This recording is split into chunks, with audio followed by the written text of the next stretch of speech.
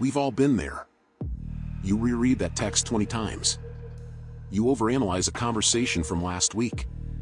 You stay awake at night, replaying every little mistake, every choice. Why does this happen? Psychologists say overthinking isn't just a bad habit, it's your brain trying to protect you, but often from things that don't even need protection. Today, we'll uncover the psychology behind overthinking and show you how to break the cycle. 1. The root cause of overthinking.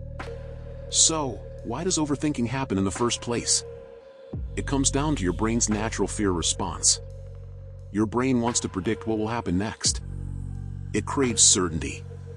When it doesn't have enough information, it starts thinking too much to try and fill in the gaps. This constant need for certainty is the root cause of overthinking. But here's the problem. The more your brain overthinks, the more your stress hormones rise. The more stress you feel, the harder it gets to think clearly. 2. Overthinking and anxiety. Let's take a closer look at anxiety. Overthinking is closely linked to anxiety.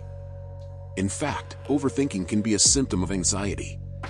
When you're anxious, you worry about what-ifs and worst-case scenarios. That's your brain overloading you with possibilities, even if they're unlikely to happen. For example, let's say you send a text to a friend and now you're thinking, did I sound rude? Did I say the wrong thing? This is your brain looping over the situation, even though the conversation was probably fine. Your brain just doesn't want to miss anything. It keeps coming back to the what-ifs. 3. The role of control and perfectionism. Another big reason people overthink is because they crave control. Your brain wants things to go as planned. It wants certainty.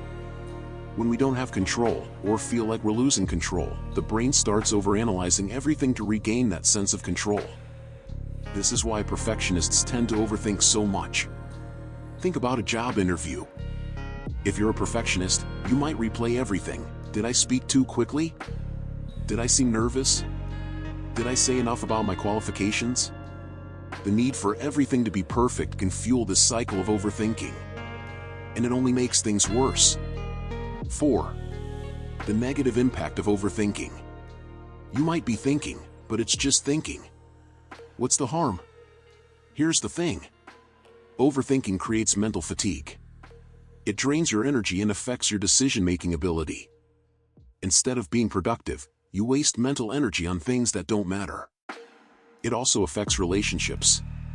When you overthink a conversation or an action, you might misinterpret things or push people away due to the fear of making mistakes.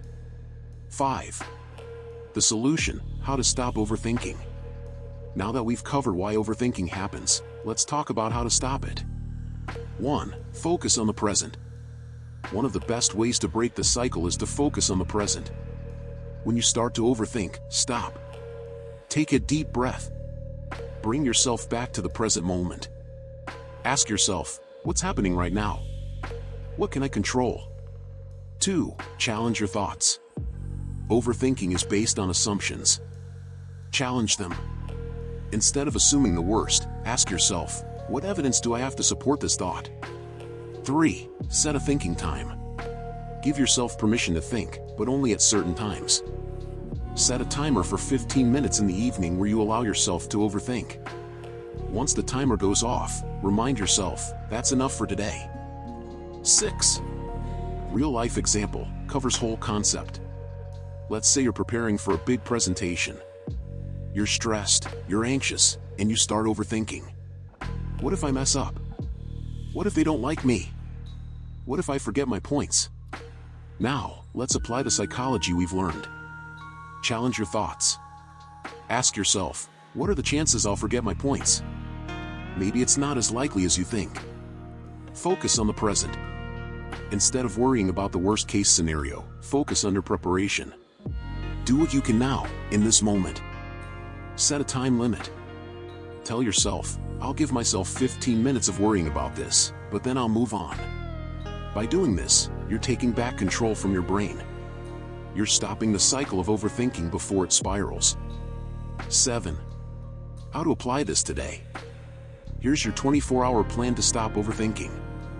Step 1. When you catch yourself overthinking, pause. Step 2. Challenge your thoughts. What evidence do you have? Step 3. Focus on what you can control right now. Step 4. Set a thinking time in your day. No more thinking outside that window. The less you overthink, the more you'll achieve. Overthinking can feel like a constant mental struggle. But with the right tools, you can break free from it and take back control of your mind. If this video helped you, comment "I choose clarity." And subscribe for more psychology-based tips to improve your life, mindset, and emotional well-being. Remember, stop overthinking. Start living.